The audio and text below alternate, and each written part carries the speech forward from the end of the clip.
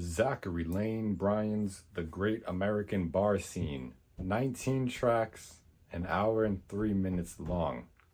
First and foremost, shout out to Zach Bryan. Again, he is one of my artists that I listen to on a regular basis. He does have some really crazy bangers in my opinion. Obviously, Something in the Orange, Godspeed, From Austin, No Cure, Greatest Day of My Life. He has a lot of music out, and he has a lot of good music out as well. With that being said, he's dropped 3 albums in the last 2 years. American Heartbreak, Zach Bryan, the self-titled Zach Bryan, and this recent release, The Great American Bar Scene. American Heartbreak is 34 songs, 2 hours long.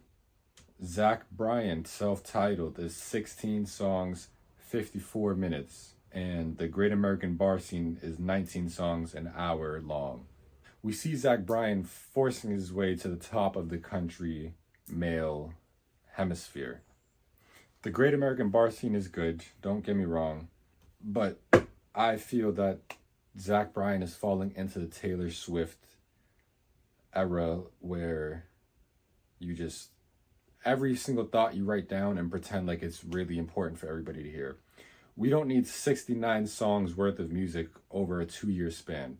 There's nothing, we don't need to hear 4 hours of your life. Same thing with Taylor Swift, same thing with Zach Bryan. The spoken word, oh, I'm gonna pour my heart out, and because I say it in a certain way, you need to hear it. 69 songs over 2 years is a lot of music.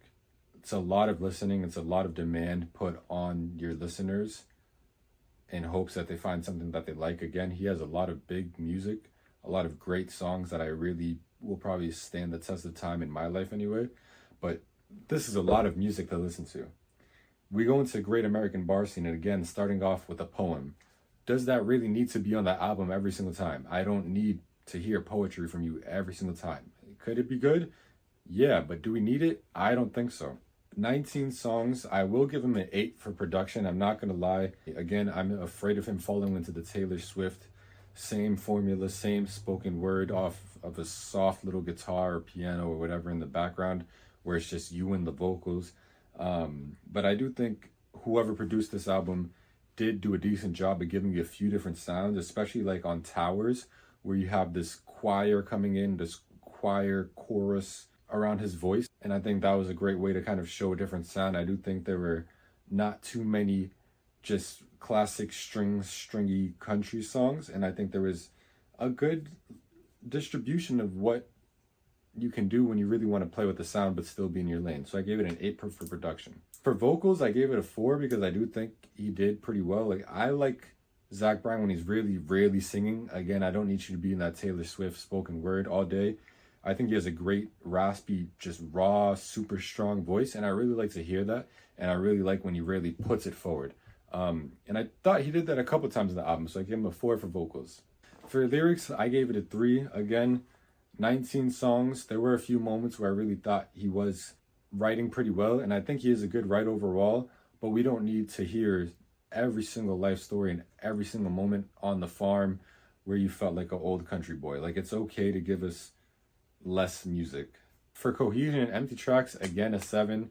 There weren't too many times where I thought it was a skip. I just thought there just didn't need to be certain songs. 19 songs is a lot.